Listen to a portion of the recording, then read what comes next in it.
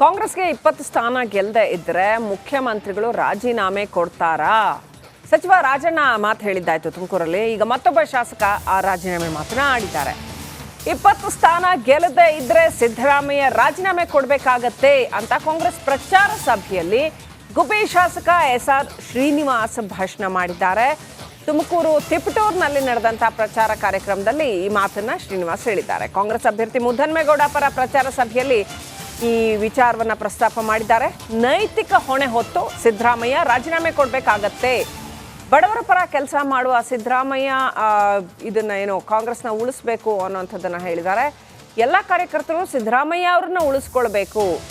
ಅಂದರೆ ಈ ಅಭ್ಯರ್ಥಿಗಳು ಗೆಲ್ಲದೆ ಹೋದರೆ ಸಿದ್ದರಾಮಯ್ಯ ರಾಜೀನಾಮೆ ಕೊಡೋ ಪರಿಸ್ಥಿತಿ ಬರುತ್ತೆ.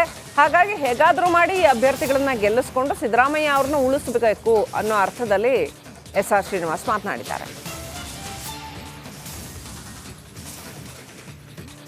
ಇವತ್ತು ನಮ್ಮ ಸರ್ಕಾರ ಇದೆ.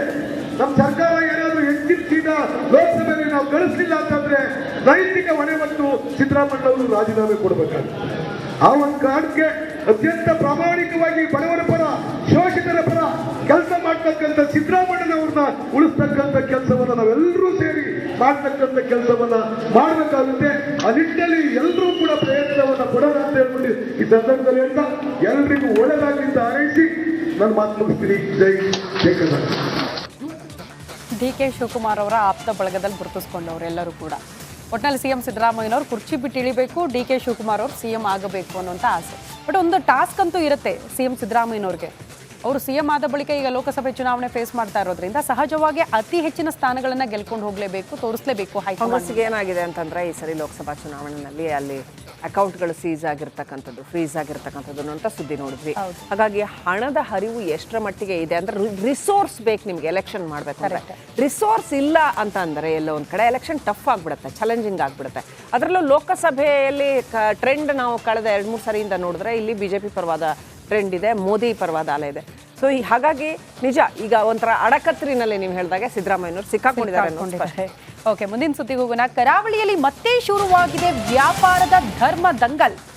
ಈ ಹಿಂದೆಯೂ ಕೂಡ ದೊಡ್ಡ ಮಟ್ಟದಲ್ಲಿ ಸುದ್ದಿಯಾಗಿದ್ದು ವ್ಯಾಪಾರ ಧರ್ಮ ದಂಗಲ್ ಈಗ ಮತ್ತೆ ಮುನ್ನೆಲೆಗೆ ಬರ್ತಾ ಇದೆ ಕರಾವಳಿ ಭಾಗದಲ್ಲಿ ಅನ್ನೋದ್ರ ಡೀಟೇಲ್ಸ್ ಸದ್ಯ ಸಿಗ್ತಾ ಇರೋದು. ಕರಾವಳಿಯಲ್ಲಿ ಮತ್ತೆ ಶುರುವಾಗಿದೆ ವ್ಯಾಪಾರ ಧರ್ಮ ದಂಗಲ್. ಕರಾವಳಿಯಲ್ಲಿ ಪ್ರಾರಂಭ ಆಗಿದ್ದು ಇಡೀ ರಾಜ್ಯಾದ್ಯಂತಲೂ ಕೂಡ ಅದು ವ್ಯಾಪಿಸ್ಬಿಟ್ಟಿತ್ತು.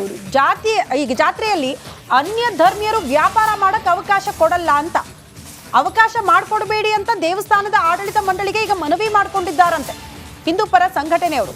ಕಳೆದ ವರ್ಷ ಬ್ಯಾನರ್ ಮೂಲಕ ಸದ್ದು ಮಾಡಿತ್ತು ಬೊಪ್ಪನಾಡು. ಹಿಂದೂ ಜಾತ್ರಾ ವ್ಯಾಪಾರಸ್ಥರ ಸಂಘದ ಜೈರಾಮ್ ಶೆಟ್ಟಿಗಾರ್ ಈ ಹೇಳಿಕೆ ಕೊಟ್ಟಿದ್ದಾರೆ. 150 ಮೀಟರ್ ವ್ಯಾಪ್ತಿಯ ಒಳಗಡೆ ವ್ಯಾಪಾರಕ್ಕೆ ಅವಕಾಶ ನೀಡಬಾರದು ಅಂತ ಮನವಿ ಮಾಡಿದ್ದಾರೆ. ಈ ವ್ಯಾಪಾರ ಧರ್ಮ ದಂಗಲ್ ಬರೀ ಕರಾವಳಿಗೆ ಸೀಮಿತನ ಅಂದ್ರೆ ಖಂಡಿತ ಇಲ್ಲ. ಈ ಹಿಂದೆ ರಾಜ್ಯದ ಬಹುತೇಕ ಜಾತ್ರಾ ಮಹೋತ್ಸವಗಳಲ್ಲೂ ಕೂಡ ಅವಕಾಶ ಮಾಡೇ ಕೊಡಬಾರ್ದು ಅಂತ ಹಿಂದೂ ಪರ ಸಂಘಟನೆಯವರು ದೇವಸ್ಥಾನದ ಆಡಳಿತ ಮಂಡಳಿಗಳಿಗೆ ಮನವಿ ಮಾಡಿಕೊಂಡಿದ್ದನ್ನು ನಾವು ಗಮನಿಸಿದ್ವಿ.